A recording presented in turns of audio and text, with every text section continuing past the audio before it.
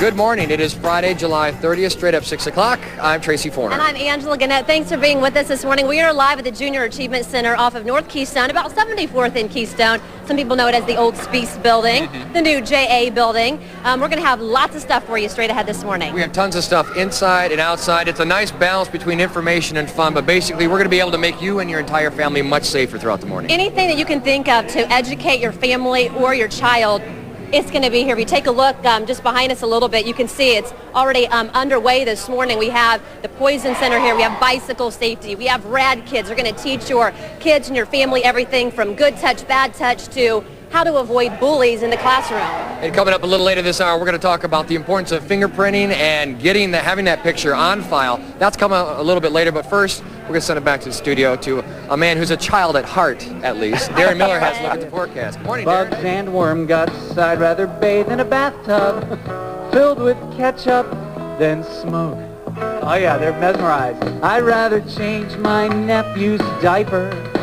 I'd rather clean out my ear with a windshield wiper. I'd rather swallow nails.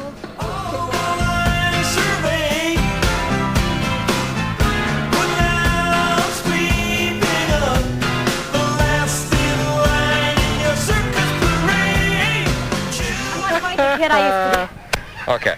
It's not all serious information, but that is here too. We're at the Fox 59 Family Fair, 7300 block of North Keystone. If you're on Keystone, it's on the east side. There's a Walmart, there's a McDonald's, and some big construction equipment in that area. So we're at the Gene B. Glick Junior Achievement Building. Are you okay? Are you okay?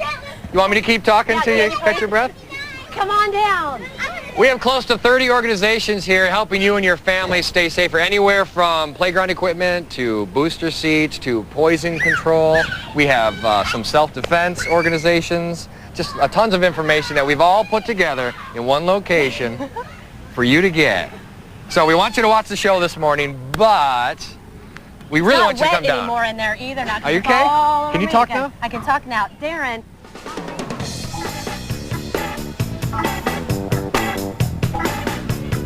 Good morning, welcome back to the Fox 59 Family Fair, taking place 7300 block of North Keystone at the Junior Achievement Building. Come down and join us, plenty of time to get plenty of information. And I found out that I do not qualify for a booster seat. I don't need one, right? No, I'm all set. Okay, but there's some confusion as to who exactly in the back seat needs to have a booster seat, and Judith Gerald is here to help us get that straight. So new legislation, relatively new in the state of Indiana, might have some parents confused. Right. Well, the way you can tell if a child fits in a booster or in an adult seat belt is when they can sit on the vehicle seat with their bottom all the way back and their knees bend comfortably at the edge.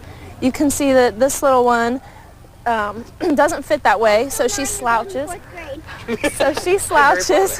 The lap belt comes up over her belly instead of on her pelvic bone, so that can cause a lot of internal damage. Now, she also wants to put the belt behind her back because it doesn't fit, and in a crash, she's going to keep going and can have some spinal damage back here and some head injury if she hits something up front. So the other child fits very nicely in her booster seat. It positions her to a place where that seat belt fits right across her pelvic bones and right across her collarbone where it's supposed to be. Now, a lot of people would look and say, well, she's looks to be big enough. I've got a sister who's full grown in that size, but it's not just about weight and age. There are a lot of factors in terms of where they're supposed to be with the booster seat. Absolutely. It's more about how that seatbelt will fit on their body in the right place. It usually will happen about 4'9", which is around 8 to 12 years old and about 80 pounds when it starts. Now the booster seat that we have in the vehicle here is a backless booster. It goes up to 100 pounds now. You can only use that if you have head rests or head support behind the child's head. Otherwise, you would need a high back booster. And booster seats have come a long way. The technology has been tremendous in the last years. They have cup holders built into them. That's right. They're very adjustable for the children when they grow. Look at that. Little snack tray. Put the sippy. Get your gummy bears. You ready for a long ride? Yeah. Is that the number one problem parents have in terms of proper fit, or what is the number one thing that they tend to overlook when getting their children in safely? As far as booster seat age kids go, yeah, they want to graduate them too early. A lot of people think that the 8 to 12 is too old to be in some type of safety seat, when actually seat belts were designed for somebody who's about 5'10". So these kids do not fit well in them, and they're not well protected in a crash. We have a booster. This is a new model. This is a fairly new model, right? I mean, Yes. it's lightweight. It's not that cumbersome. But if we could just take a moment and show how to make sure it fits properly.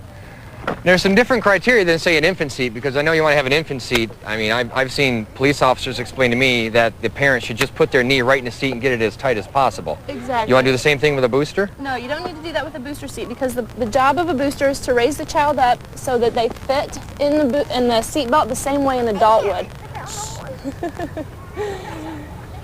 With a booster seat, we just want to make sure that the shoulder belt is positioned right across their collarbone and above their shoulder. This seat raises up, and we probably need to raise it up just a little bit for her. And then make sure that this is snug and flat, not twisted. I always teach the kids, their big kid job is to get in and grab a hold of the shoulder belt and give it a tug up and make it nice and snug and flat right across the bottom there. Perfect. Thank you, Judith. Now we just find a way to get them to stop saying, "Are we there yet?" Yes. In a minute, all right? Don't make me come back there. Are we there yet? No. Are we there yet? Play nice. Play the bingo game with the license plates or something. Send them back to the desk. Kate? Thank you, Tracy. Good information again.